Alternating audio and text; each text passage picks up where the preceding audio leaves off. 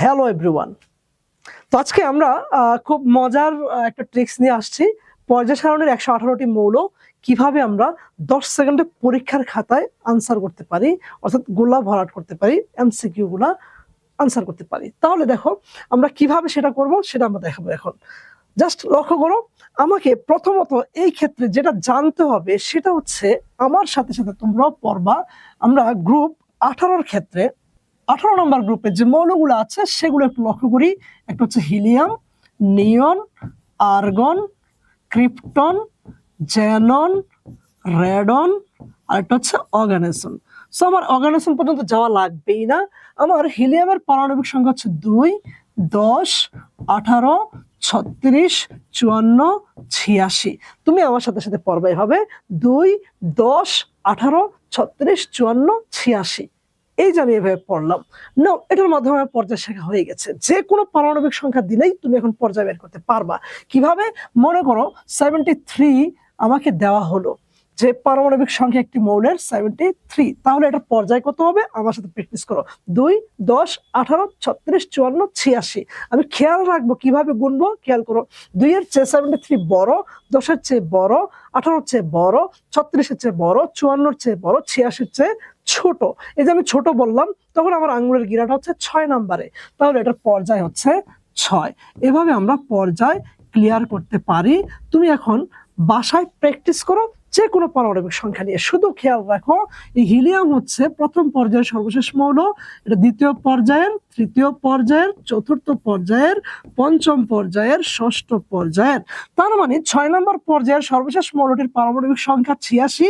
এই 86-র পরে যে পারমাণবিক সংখ্যায় আসুক তার পর্যায় হবে 7, কারণ পর্যায় আছেই টোটাল 7টি। তাহলে পারমাণবিক সংখ্যা যদি হয় 103, তাহলে এটা পর্যায় হবে 7। এভাবে পর্যায়টা প্র্যাকটিস করবা।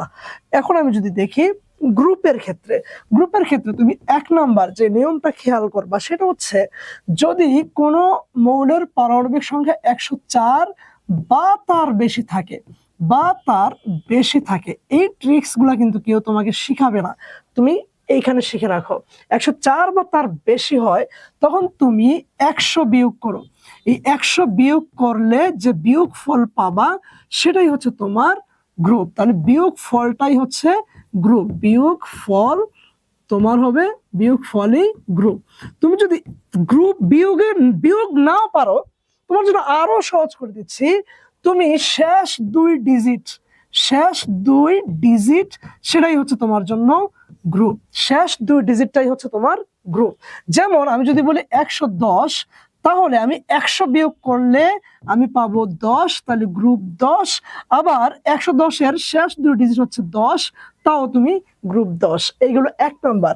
2 নাম্বারে দেখো বাচ্চারা, সেটা হচ্ছে যদি তোমার 72 থেকে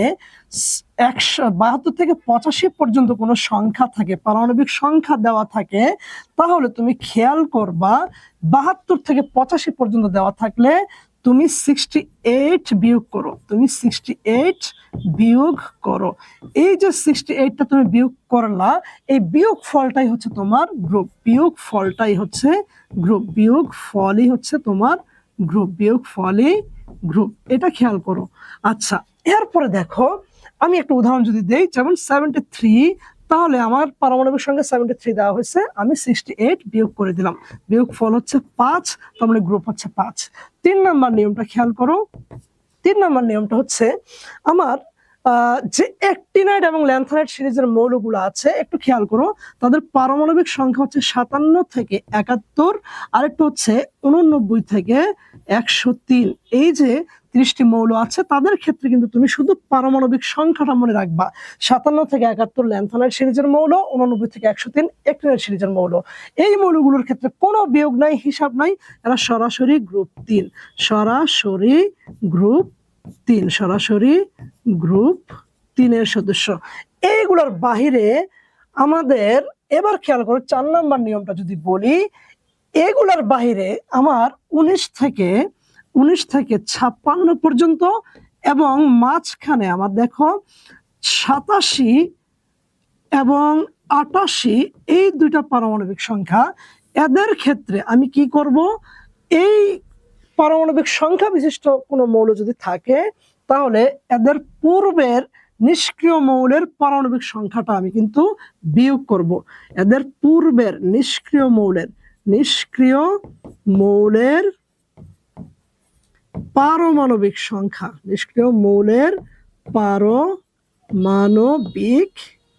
সংখ্যা তুমি কি করবা, সংখ্যাটা বিয়োগ করে দাও। তাহলে খেয়াল করো, আমি তোমাকে উদাহরণ দিয়ে দেখাচ্ছি। যদি আমাদের পরীক্ষা আসে 88 পারমাণবিক সংখ্যা বিশিষ্ট একটি মৌল, তার গ্রুপ কি হবে? তাহলে 88 এর পূর্বের নিষ্ক্রিয় গ্যাসটার পারমাণবিক সংখ্যা হচ্ছে 86, এই হচ্ছে আমার 2। যদি বলে 20, ধরো আমি 39 বললাম, পারমাণবিক সংখ্যা একটি মৌল 39, তাহলে তুমি কত বিয়োগ করবা? 39 এর পূর্বে আছে 36, তাহলে বিয়োগ করলে হবে 3। এভাবে তুমি গ্রুপ নির্ণয় করতে পারবা। আর 1 থেকে 18 পর্যন্ত সব বাচ্চারাই মোটামুটি পারে। এই হচ্ছে আমাদের আজকের ক্লাসটি কেমন লাগলো তোমরা কমেন্টে জানাও। এবং আমাদের এরকম আরো মজার মজার তথ্য পেতে হলে আমাদের পেজটিকে ফলো করো, আমাদের ইউটিউব চ্যানেলটিকে সাবস্ক্রাইব করো এবং বেল আইকনে ক্লিক করো। ধন্যবাদ সবাইকে। আসসালামু আলাইকুম।